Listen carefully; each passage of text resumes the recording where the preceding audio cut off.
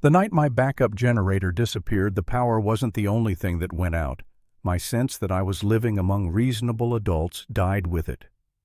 I came home from a 12-car pileup on Highway 9, snow-blowing sideways boots, soaked shoulders aching, and the first thing I saw was an empty pad where my generator should have been. Drag marks in the snow led straight to the curb, like somebody had hauled it off without even trying to be subtle. My porch light was dead, my security system was dead, and my house felt like a walk-in freezer the second I opened the door. I stood there for a second in the dark, staring at that empty spot, doing the quick math in my head. Pipes, alarms, food in the fridge, my whole place turning into a liability overnight. And then I heard slow clapping from across the street. Felicia Worthington. Arms crossed, smug smile, the kind you only see on people who've never faced a consequence in their life. "Keep your ugly, noisy trash out of our upscale neighborhood," she said, like she was reading from a script, and then she tossed in welfare, deadbeat, like it was some kind of community slogan. Now here's the part I didn't say out loud. Not because I was scared, but because I didn't want to play my hand. I'm Earl Bachman, sheriff in Millfield County, 28 years on the street before the voters put the badge back on my chest with a title on it. But in Pinewood Estates, nobody knew that. And I liked it that way. To them, I was just the guy with the rusty F-150 and a driveway that didn't look like a golf course. The guy who didn't angle mow like a machine, the guy who moved in quietly and minded his business, until somebody dragged my generator into the street like it was trash day. I walked over to her door that night anyway because I still believe in doing the normal thing first. One knock, calm voice, simple question, "Where's my generator?" She didn't even pretend to be confused, she just leaned on her doorframe and smiled wider. She said it was seized by the Homeowners Association for violating community standards. She said it like she'd just towed a broken-down car, not removed the one piece of equipment keeping my house safe in a blizzard. And when I told her she had no authority to take my property, she shrugged and said, "Dispute it at the next meeting." The next morning I got my first official notice paper taped to my door like I was a criminal. Felicia showed up with 2 board members behind her, both looking like they wanted the snow to swallow them whole, and she waved a stack of documents like she owned my driveway. "We pride ourselves on maintaining property values," she chirped like she was hosting a brunch. The violation was for wind barriers during community showcase periods.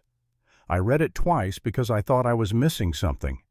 Community showcase periods apparently meant any time a potential buyer might drive through, which according to Felicia was basically always. So let me get this straight. My fence tarps meant to keep snow from drifting into my garage were a visual disruption, but stealing a generator during an emergency was just procedure. That's when it clicked for me. This wasn't about noise. It wasn't about standards. It was about control and testing how far they could push a new guy before he folded. I didn't fold, I documented. I took photos of the drag marks. I took photos of the notice. I pulled the governing documents and read them the way I read incident reports, slow, careful looking for what's actually enforceable versus what's just somebody's ego printed on letterhead. And the more I looked, the more things didn't add up. Once I started paying attention, I couldn't unsee it. The community pool had missing safety equipment. The playground had no inspection tags posted anywhere. New lighting had been installed around the walking path, but the wiring looked like it was done by someone who watched half a YouTube video and called it a trade. So I made calls. Not threats, not drama, just calls. Health department, city. Basic questions.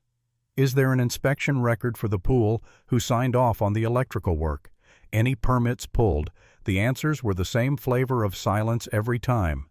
No record, no file, nothing on paper. Meanwhile, Felicia kept coming. Fines, notices, emergency board letters. She tried to claim I was harassing the board because I asked why a playground could injure a kid. She wanted me to be the problem so she didn't have to answer for the real ones. Then came the twist, real twist, not movie twist, the kind you find when you follow money. I requested the financials like any homeowner can. I cross-checked vendor names with state records, and sitting right there in the numbers was a patterned chunks of money going out for beautification and aesthetic upgrades, and a big portion of it funneling into a landscaping company tied to Felicia's household. Not a neighbor's cousin, not a local business, but a straight line back to her.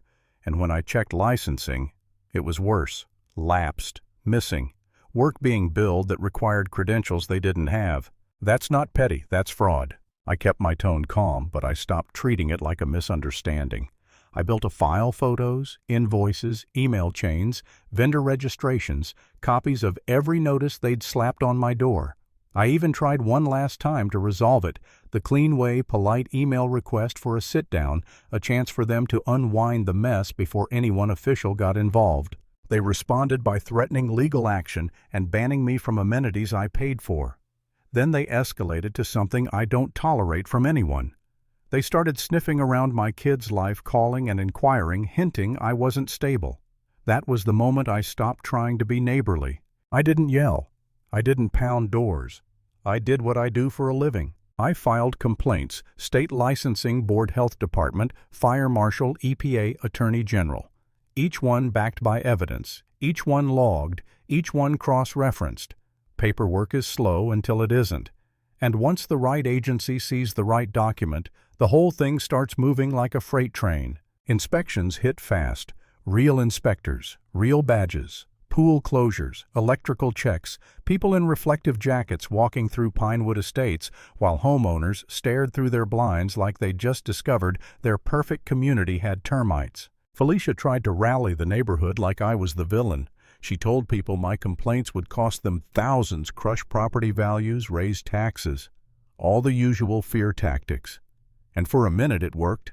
My phone rang with nervous neighbors asking what was happening, whether they were in trouble, whether they should be mad at me. But then the reality showed up. Parents saw the playground taped off. People saw the pool gate locked with official signage.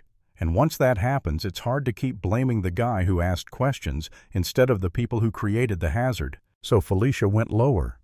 She had strangers show up with clipboards pretending to be safety organizations that didn't exist. She had threatening letters arrive from companies nobody could find. She even recruited neighbors to inspect my property like we were living in a police state run by a book club. That was fine. Every stunt is evidence if you're patient. Then the Homeowners Association called an emergency meeting. The clubhouse was packed, every seat full. People standing in the back, voices low. Everyone tense in that way where you can tell the room is waiting for a match to drop.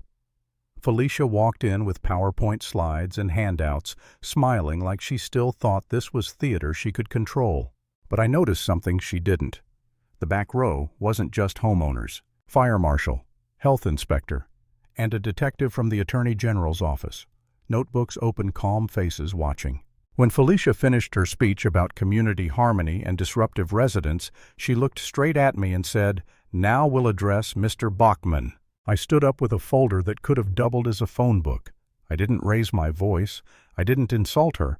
I just laid out the facts: code violations, missing safety equipment, unpermitted work contracts routed to her household, and the numbers that didn't add up. Then I played the recordings, the fake inspectors, the threats, the pattern of intimidation. I handed out copies of inspection reports like I was dealing evidence to a jury. 12 electrical violations, pool closures, negligence documented by people who don't care about gossip, they care about what happens when someone gets hurt. The room went quiet first, like everybody's brain needed a second to accept it. And then it exploded: questions, anger, people demanding answers Felicia couldn't spin her way out of. Board members looked like they wanted to slide under the table. And Felicia, she tried to talk over it, tried to smile through it, tried to point at me like I was the problem. But the facts don't flinch. The board voted her out on the spot. Not later, not after review, right then. The next weeks were not glamorous. They were messy repairs audits, new vendors, real permits, real inspections, real transparency meetings. The insurance company got involved once they saw how close the neighborhood had come to a disaster, and suddenly the money people started asking the same questions I did, only louder. Felicia and her husband didn't just step down. They faced charges, restitution, and they left town when the walls closed in. And my generator, it turned up, sitting in a storage unit the Homeowners Association rented under a vendor name that didn't hold up under scrutiny.